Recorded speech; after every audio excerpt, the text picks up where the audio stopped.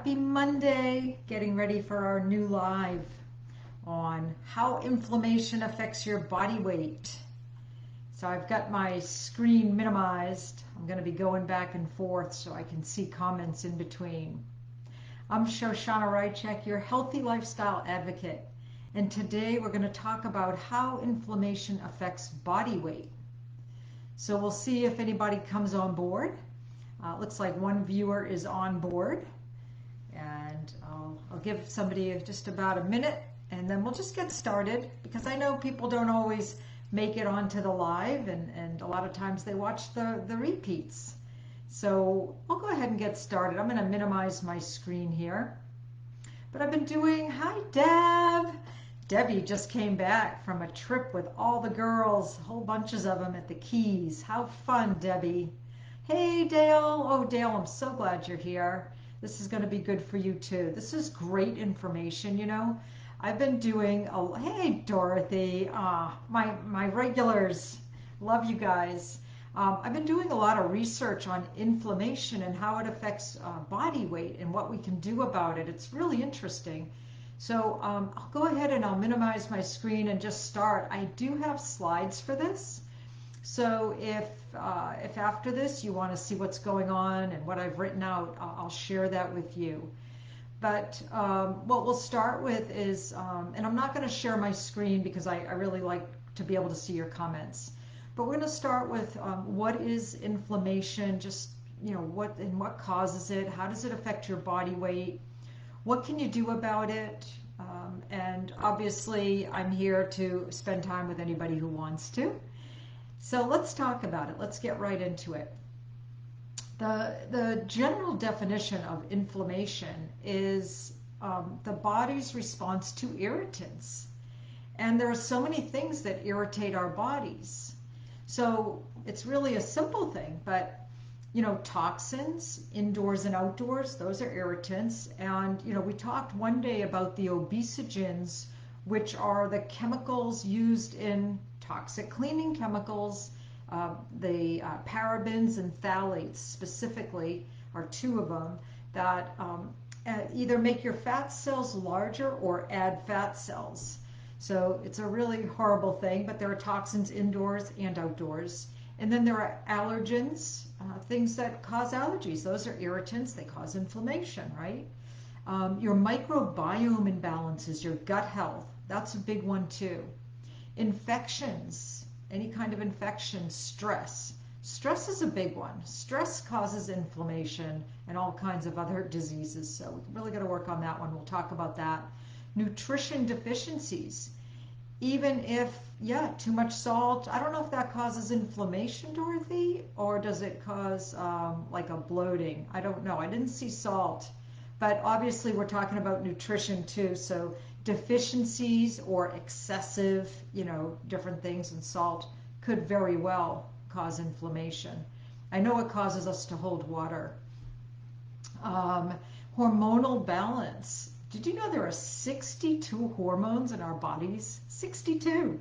You know, I'm thinking testosterone, progesterone, what's estrogen, and you know, the thyroid produces, the endocrine system produces, but there are 62 hormones in our body. So the hormonal balance, our water and air quality affect inflammation. Movement, lack of movement causes our body to have inflammation. I'm so glad Debbie's been walking again, and I know that you were probably walking a lot on your little vacation, so that's awesome. Emotions cause inflammation. Being, you know, over emotional about things creates inflammation in our bodies. And I've also learned that social lack of community causes inflammation. So there are a lot of things that cause inflammation. And what happens with inflammation is that it can increase your appetite. Debbie, you just walked tonight. Awesome. So proud of you, girl. Inflammation can also disrupt your metabolism and slow it down. It causes insulin resistance. Now, this is really serious because that leads to type 2 diabetes. This is why the things we're going to talk about, it's, you know, inflammation, as just one thing, but it has so many components to it. It's such an important thing to talk about. It can affect the distribution of fat and add the visceral fat, which is a lot of fat around your organs, which is really hard to lose. It's very dangerous also. So, that's from inflammation. And it can also cause fatigue, right? Pain. We know about pain from inflammation, people with arthritis, reduced mobility because you're in pain, and you feel swollen or something. And that all leads to weight gain also. So this is why inflammation really is on the top of my mind. And how do you minimize it? So the solutions, obviously get rid of household toxins. If you're still using cleaning products that have ammonia, that have, chlorine, I guess I'm live. Well, I called him in to help me. Just look at it that way. Any chemicals in your household, those are inflammatory and you don't want them. Just basically, and even in your personal care products, if there's anything that if you ingested it, you would have to call poison control, you want to get rid of it. Huge. That's an obvious thing. Also, learn which foods affect your body's inflammation and bloating and all of that. The common culprits are dairy, gluten, sugar, and some people say nightshade vegetables. Nightshade vegetables are your tomatoes, eggplant, potatoes, although I'm a big believer of sweet potatoes, I like them. But I'm starting to think that maybe tomatoes are affecting me, that I think they're causing some kind of inflammation with me. And interestingly, Tom Brady does not eat tomatoes. He thinks that they cause inflammation in his body. But for sure, the dairy, the gluten, and the sugar, those are the big ones. And I remember, Dale, I hope you don't mind, but when she was in high school, she had these really intense pains, and the doctor put her on, let me think, is that purple pill, Dale, maybe you remember the name of that pill. And I told her, I said, if it doesn't help you in 3 days, get rid of it. I hated the idea that she was on a pill. And it didn't help her. So I said, you gotta have to cut out your two favorites, dairy and gluten. And lo and behold, she found that she did it for 30 days in high school. No dairy, no gluten. In 30 days, then she introduced back in the dairy, and that wasn't the problem. Oh, Dorothy, you said tomatoes too. Interesting. But the dairy wasn't the problem for her. It was the gluten, and it was an obvious problem. So we really have to watch these things.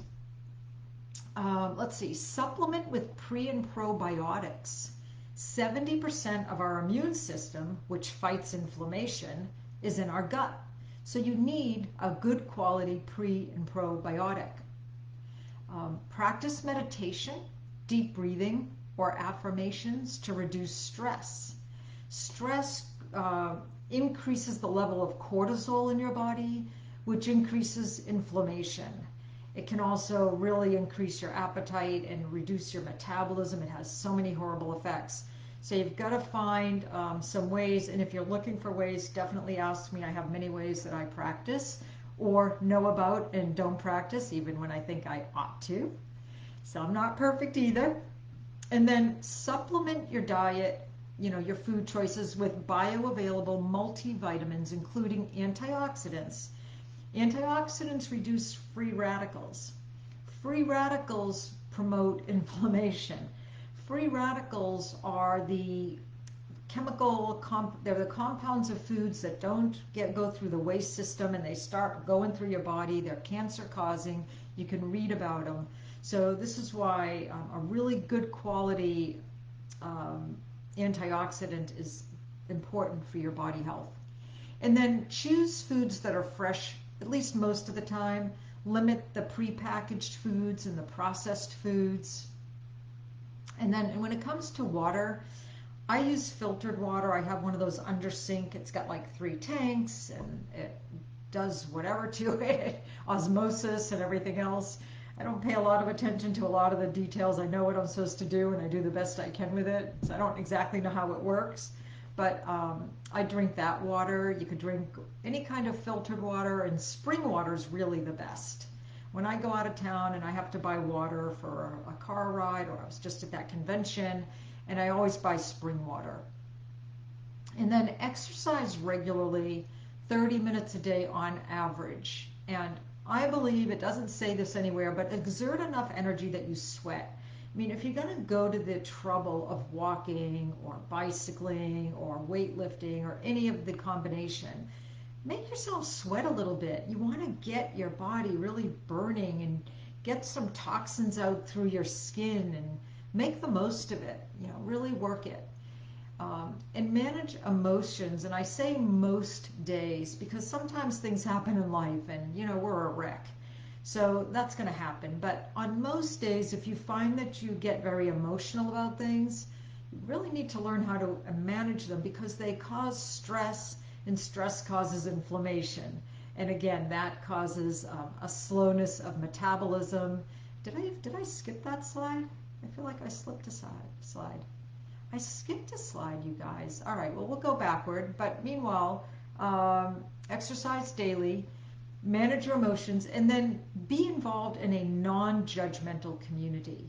So there are so many community opportunities of friends, or maybe they're religious, maybe they're special interests, but make sure they're non-judgmental and they're inviting and they're supportive. So I feel like I skipped this slide. I don't think I said this stuff.